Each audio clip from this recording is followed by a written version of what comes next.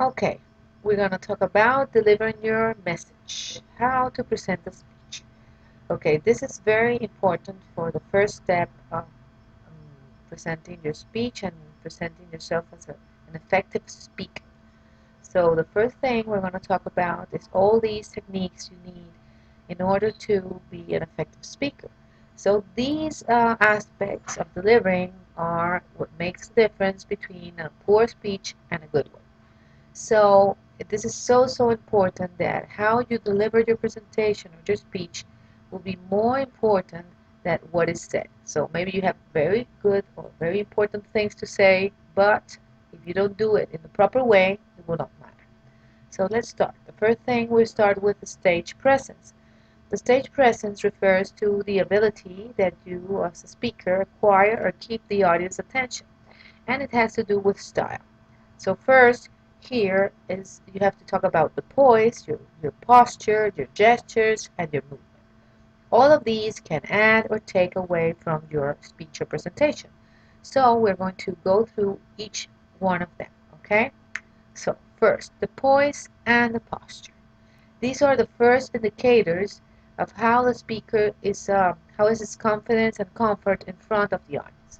The posture, even though is so it's a commonplace, but you have to take it into account. If you have watched speakers, especially your classmates, they don't have a proper posture. So the first thing is to stand tall and straight, avoid slouching.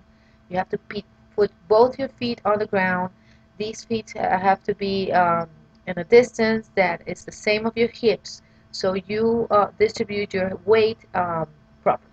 Okay, and this proper posture will not only illustrate your confidence to the audience, but also will discourage undesirable nervous movements like such as pacing or fidgeting. And this is when we talk about all of these, of course we include gestures and movement. And these are all nonverbal communications, what you say with your body, okay? And they can either reinforce and clarify your speech, or also they can be negative. They can distract the audience from the message. So sometimes when you get nervous, you start to move, to release all this energy. You play with objects, like you play with something in your wrist, like a watch. You start to pace. You start to shift your weight from on one side to another. You try to start to cross your legs, move your arms in a proper way, and all this will distract. Let's see how we can manage all these problems. Okay, to eliminate these nervous habits, you can please try, for example, to move across the stage. I usually say that it's proper to walk around in a normal manner, so this can make you liberate this nervous, but also can help you to deliver properly your speech. And also, this energy can be used for other purpose that will be looking at them in the next slide. So movement can be used to emphasize an important phrase. For example, you can move closer to the audience or use a gesture in a way to give a special idea of something. Also, you can use movement to make transitions. For example, you can start in the center of the stage and then you move right as you change an idea, and then you move left when you are going to change your topic. So this also movement help you to show the audience that you're talking of different things with your movements, okay, and so on. The other thing about gestures and movements, that movement can also help you to engage the audience. For example, you can move toward them. It's something that I usually do in class. Sometimes, for example, you see some of the members of the audience is not paying attention or is sleeping or whatever. So I do this. I approach them, I go toward them, and then I try to recapture their attention and eliminate any distraction. The other thing that we can do about gestures and movements is that, well, it's very important that all these look natural. If they look rehearsed, they look forced, they will not help you as a speaker, and they will distract the audience. And of course, if you're going to walk, you have to do it in a natural way. So this also, it will be a natural part of your speech. The other thing we have to take into account as one of the aspects of delivery in a speech is your voice. And you have to be careful with your volume, your enunciation, and your tone. So this will give you a good idea that people is hearing you, is understanding you, and at the end of the day will internalize what you're saying. So of course this also can help you to give enjoyment to your audience. In the volume, you have to take many things into account. First, it must be loud enough for the whole audience to hear clearly. In the context that you usually are speaking, that is the classroom, you don't need any aids like a microphone or a speaker for that. So your voice will be enough. And the thing is to project this voice properly. So in the end of the line, they can really be hearing you without you yelling. Okay? And this can be done by testing. You take your voice and you talk in a volume that can be heard by the last person of the row. You address that person, look them in the eye, and see if they really hear you. If they nod, they're hearing you. If they look confused, they're not. So you have to try to adapt your volume to that. Also, volume can give you and can make you show enthusiasm or importance of what you're saying.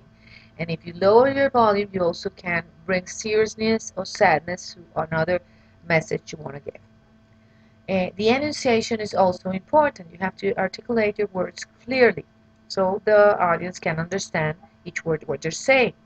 Okay? If you're going to use dialects or slang, you have to be careful. Depending on the audience, you can use them. But if they're distracting, you shouldn't use them.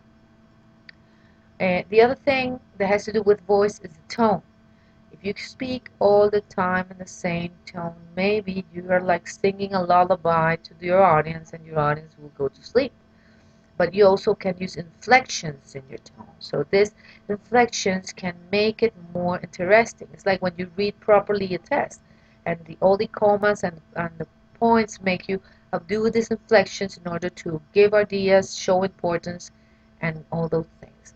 Also, you can use a conversational tone, and this helps to the speaker to engage with the audience and make them feel more comfortable. Also, it makes the speaker more approachable at the moment that you want the audience to ask you questions or open a discussion.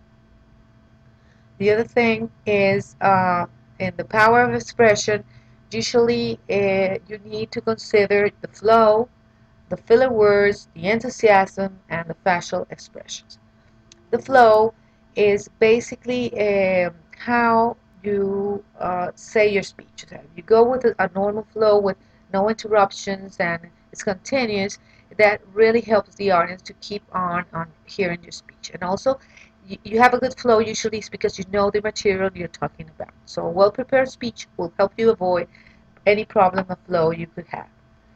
And also the flow it has to do with the rate of your speech. If it's too slow, the people will lose interest in what you're saying. If it's too fast, they will not be able to follow you. So this will be distracting. So you also can change the space and making a point. So for example, slowing down to emphasize something or a phrase that the audience should remember. But be careful to exercise this in a proper manner, not doing it all the time, because then you will distract the audience. The other thing we have to take into account are the filler words. These words are very common. You can hear them all the time.